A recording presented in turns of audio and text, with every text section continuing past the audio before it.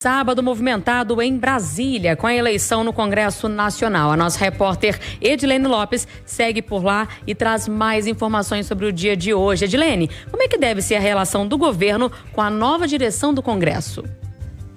Pois é, Fernanda, hoje, conforme você disse, nós vamos acompanhar a troca dos presidentes da Câmara e do Senado Federal. Sai no Senado Rodrigo Pacheco, do PSD de Minas Gerais, e deve entrar Davi Alcolumbre, do União Brasil do Amapá, e na Câmara dos Deputados sai Arthur Lira, do PP de Alagoas, e deve entrar Hugo Mota, que é do Republicanos da Paraíba. E por que eu estou falando que devem entrar Hugo Mota e Davi Alcolumbre?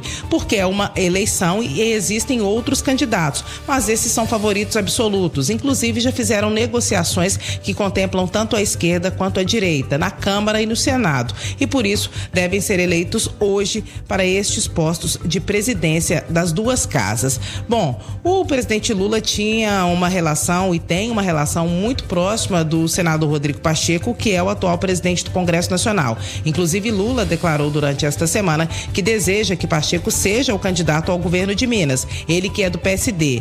Pacheco é muito pragmático e foi muito republicano com o presidente Lula ao tocar as pautas que eram importantes para o Palácio do Planalto. Arthur Lira também teve uma boa relação com o presidente Lula, mas era mais aliado do ex-presidente Jair Bolsonaro. Nessa troca, as posições mais ou menos que mudam. Hugo Mota, que é do Republicanos, deve ter uma relação mais tranquila com o presidente Lula e com o Palácio do Planalto do que tinha Arthur Lira. E Davi Alcolumbre, que também é muito articulado e é um parceiro de Rodrigo Pacheco, ele ajudou na eleição de Rodrigo Pacheco. Pacheco está ajudando para que ele volte à presidência do Senado, pode ter uma relação um pouco mais dura, de uma negociação mais intensa com o presidente Lula. E eu vou dar um exemplo. Por exemplo, o grupo de Davi Alcolumbre queria o Ministério de Minas e Energia, que hoje é ocupado por um mineiro, que é o Alexandre Silveira. Mas o presidente Lula resistiu. Por quê? A política energética é muito cara para o presidente Lula, é algo muito importante. Inclusive, coloca o Brasil